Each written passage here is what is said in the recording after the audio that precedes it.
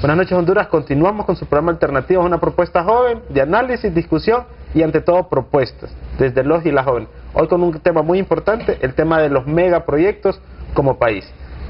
Junto con nuestros invitados hemos estado hablando del tema y definitivamente ha sido muy interesante y muy rico saber de que existen tantas factibilidades y uno de los temas que hemos hablado, el tema de un ferrocarril interoceánico, pero también, y esa es la pregunta al ingeniero que nos acompaña aquí, ¿cuál es la factibilidad entonces o qué tan factible es tener una refinería en nuestro país que sea hondureña? Si pudiéramos hablar un poco de eso también. Mire, yo le contesto con otra pregunta. ¿Qué mejor negocio que el petróleo ahora? Sí, Sinceramente, factible es. Tenemos que estudiar el impacto ambiental, porque como sea, la acción del hombre siempre tiene un impacto sobre la naturaleza. Entonces, ¿qué tenemos que valorar acá? ¿Cómo mitigamos los riesgos y los daños en que incurrimos? Y con ese tema de la refinería tenemos que ser bien cuidadosos. Creo que la queremos hacer en Puerto Castilla, si no me equivoco. Tenemos que hablar de justicia social también. Si la comunidad va a ser afectada de algún modo, tratemos de beneficiarla. Yo creo que todos estos megaproyectos tienen que ir en un consenso de todos los hondureños. Todos tenemos que estar conscientes de que es del bien para todos. Exacto, y incluir a todos los sectores un poco. Y yo creo que ese ha sido un poco el atraso o tal vez la discusión de estos megaproyectos, ¿verdad? En donde todos los sectores puedan participar y puedan opinar sobre esto. Ya se ocurre, Carlos, con las hidroeléctricas, con los microproyectos de generación alternativa, que al no ser socializados con tiempo y antelación, entonces generan en la población una antipatía ante el desconocimiento. Yo creo que parte de este programa y de todos los programas que hemos hecho acá es eso, es dar a conocer los proyectos y las ideas que de acá tienen que ir a la sociedad para poder ser impulsadas, debatidas o incluso exigidas. Doctor Sierra, también se habla además de la visión que tiene usted sobre una interconexión interoceánica, además de una refinería en Puerto Castilla, también se habla también de la posibilidad de instalar un astillero. ¿Qué podría comentarnos sobre esa otra alternativa que tenemos? Cómo no, solo cierro lo del ferrocarril con que ese proyecto sería concesionado, como dice el ingeniero Lagos. No hay posibilidad de endeudamiento, hablamos de más de 10 mil millones de dólares de veras de un proyecto de esa naturaleza. Ya con los puertos sube mucho más, pero es rentable, es completamente rentable. Nosotros sacamos los datos más o menos como Panamá hizo su concesión con el canal, lo hizo con 99 años. 99 años se entregó el canal. Los cálculos que nosotros hacemos, basados en los números que usted tiene de 3.80, 4.20, y va a subir el canal de Panamá el costo por paso de tonelada, porque nosotros tenemos que calcularlo ahí. Nosotros pondríamos el producto, si entra a Mapala, sale en Puerto Cortés o Puerto Castilla y va al este de los Estados Unidos y a Europa, nosotros lo ponemos a menos tiempo que Panamá. Eso es algo importante. Si lo ponemos a menos tiempo y a un costo menor, quiere decir que nosotros vamos a tener un proyecto súper rentable. Entonces hemos calculado que en unos 50, menos de 60 años, Honduras, en un convenio de concesión con las transnacionales, con cualquier empresa internacional o con cualquier gobierno. Hemos hablado con muchas embajadas y, bueno, Italia, Francia, China continental, Japón está interesado. Nosotros hemos tenido la comunicación. Lo que necesitamos es darle forma a eso. Eso por el lado del ferrocarril interoceánico. Lo de la refinería, mire, ese es un caso que yo creo que ese es el que actualmente, como dice el ingeniero Lagos, tenemos que entrarle. Nosotros no nos podemos dar el lujo de rechazar proyectos grandes que pueden abrir fuentes de empleo y pueden incorporar el circulante que necesitamos en nuestro país. Mire, el objetivo de la refinería es precisamente por tener esa bahía profunda ahí.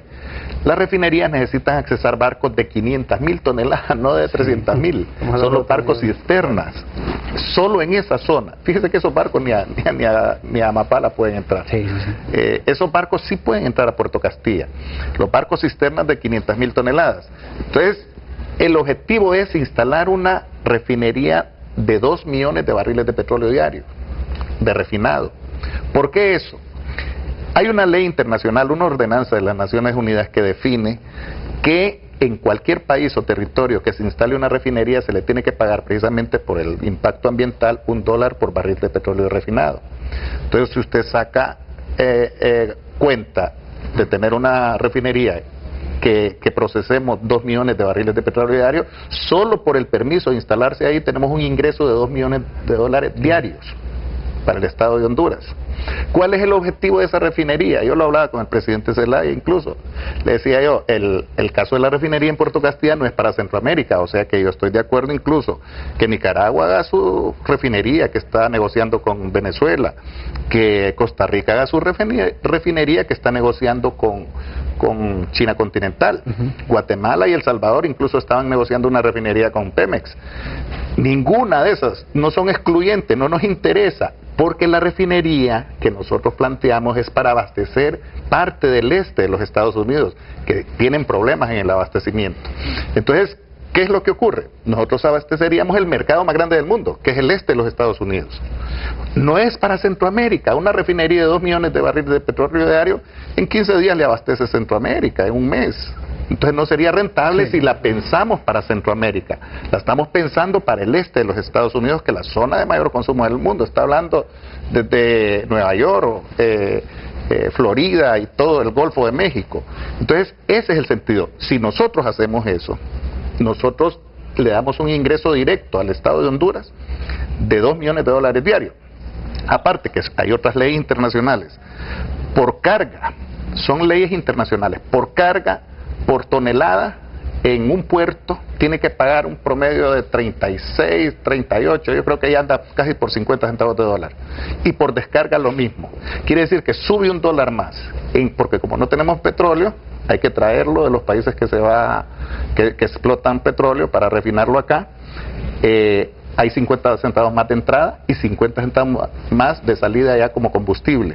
Entonces, Honduras con ese proyecto de la refinería puede tener, creo que los ingresos más grandes. Doctor, puede dar en escuchándolo decir, bueno, hablar sobre el tema de la factibilidad de la refinería, escuchándolo hablar sobre la factibilidad que tendría un ferrocarril que conectaría ambos puertos, ambos mares o ambos océanos.